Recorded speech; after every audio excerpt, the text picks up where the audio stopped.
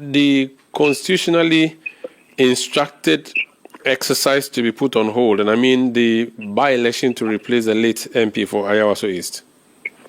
All right, thank you, Omar. So our laws that govern the conduct of elections, especially at the political party level, makes it clear that political parties must be organized, and governed with democratic principles. And you and I will certainly share a common view on the way political parties are organized in this country, the organization and some of the practices. And this move we are taking is kind of similar to what Reform Watson and co are also pursuing, considering the structure, the delegate system of political parties, which is very undemocratic. And especially in this very case of the by-election, it's clear the level of vote, the influence, the voter influence, the vote buying, and all of such things, which the NDC itself, with its duly constituted committee to review the election, have kind of come out to confirm that there was widespread, voter buying. And so, but then the party leadership kind of take a position that considering the time constraints and some other considerations, they would want to proceed with that. But we want to remind the court that the laws of the country, forbid such undemocratic processes, which different actors in the country have condemned, including the NDC. When the opposition, the NDC does it, we all, castigate them, speak against such practices. Likewise, when the NDC does it. So why, if we all have an agreement that these things must be undone with in our body policy, why do we want to proceed, especially when this very time the party itself and its structures has confirmed it? Why do we want to proceed with that? And we kind of challenge the court to look at the laws, the constitution, and the Political Parties Act, as they are supposed to conduct these things in a free and fair manner. This what happened in Ayawaso doesn't show any sense of free and fair practice. And so we want to call on the court to annul the result. And it will be very disappointing to have the EC proceed with the process with this candidate. Some of these things might be difficult for the EC to do because of the political economy structures, the incentives and the inhibitors in our system. But it's a reason we want, if the EC cannot take that decision by itself, we will want to then compel the courts to get the EC to act in that manner. Okay, this is interesting. We do know what the decision of the courts in the past have been. For instance, in the Zaneto case, we have been told at what point the Electoral Commission is involved and at what time we can start talking about a candidate. Now, the NDC would be filing or has already sent its candidate to the EC. The NPP has sent their independent candidates who have also filed. Now, if the party decides that this is the one who is representing us, why would the High Court say we will not let that person represent us? Based on what? It contravenes the laws of the country. Specifically the Political Parties Act. Where you have evidence to back that because a court has determined someone's guilt or otherwise in this process?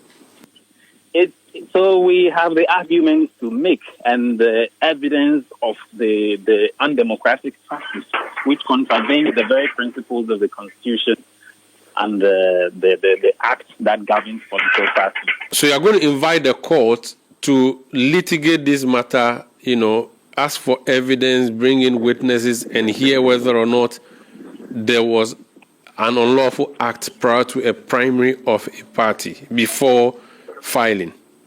very much the case. Is that not a very tall order in inviting the court to engage in what it may not necessarily be involved in? The court is the avenue, the arena for these kind of things to be discussed and set the correct precedent. So far, nobody has taken this issue up, for which reason we think it is worth taking up, and let's see what the court will say. If the court will want to agree with them, then we all live to see such a point. So why don't you sue the NDC then, which is the vehicle you have a problem with? Why should the state be interested? Maybe it's an internal NDC matter. Sue the NDC and say your candidate did A, B, C, D, and we think that it is not proper. Why do you have to then halt the by-election? It is an internal NDC matter, but the candidate will be presented by the NDC for the by-election.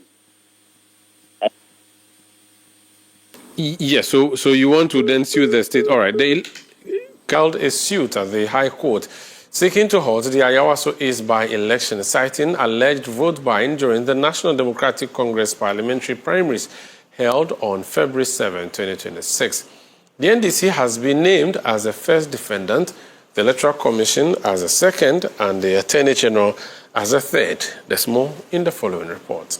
The Democracy Hub is asking the court to quash the EC's recognition of Baba Jamal as the NDC candidate and to restrain the commission from accepting or acting on its nomination until a fresh primary is conducted in accordance with democratic principles.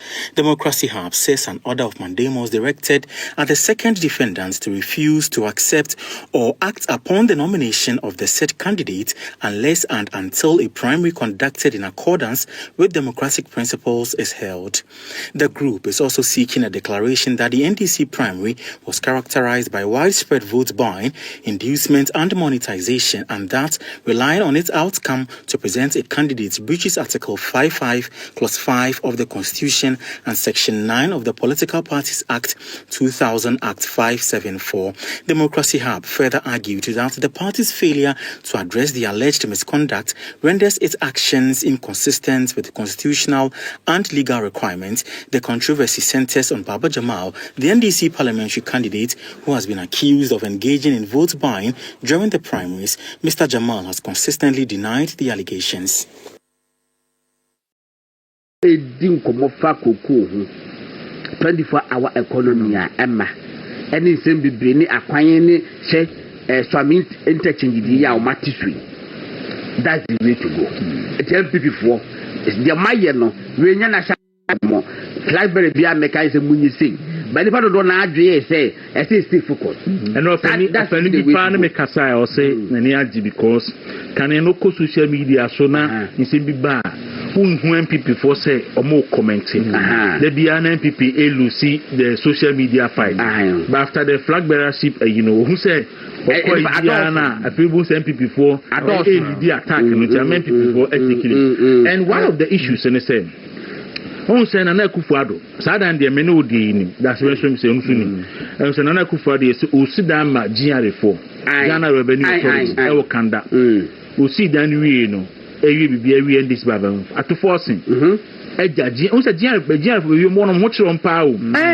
Una back and grab to force Dimrika, Aquacotin. Na, and pay, Momiafa, a beer no being dino. Momiafa, a video no enter Ghana for. Na the state broadcaster I find GBC and okotwa sa video we nti mpacho yenyi finance ministry for frono to forcing akwakotena godon he said is it here I say we go dey that way you so dey dey na omutu foundation na na wo ti wa hu edan ti akufo ado any the real nation builder na me yi we me yi kanda benafsi amawie Akufo-Addo Sima for Sima Ghana Revenue Authority for ewie na to forcing ehun ntina dan na efe ene said the city no wo dimirika ena godon wakwa occupy dan no say na wonim wo be kolo ena bibiye na dey say okotremu a akofaka ejise mba no makoko we sisa makoko we sisa etendie waka ne tentem say MPP for the sea. And to see statement say dan onyo no see Na MPP for the sea. So MPP for the sea. Na omo purpose. Of course. Enti ya ntina mama de botayen ti MPP for see no anya dwuma no na say GRAs and finance na interestingly no say the race course we are at forcing e kan tentem say radio na nakufa de see no na nakufa no so see ye bi e wo Addis Ababa no intimate eno ha fa Addis Ababa eno so ndro na mampani mahama ekoko bia no na de obi anu no enunyam penti 120 wentimi anka se eyakufo ado ene kosi saadan no na o se de hobe Ghana ambassador Ghana embassy no masanso de hwai mission Ghana mission wo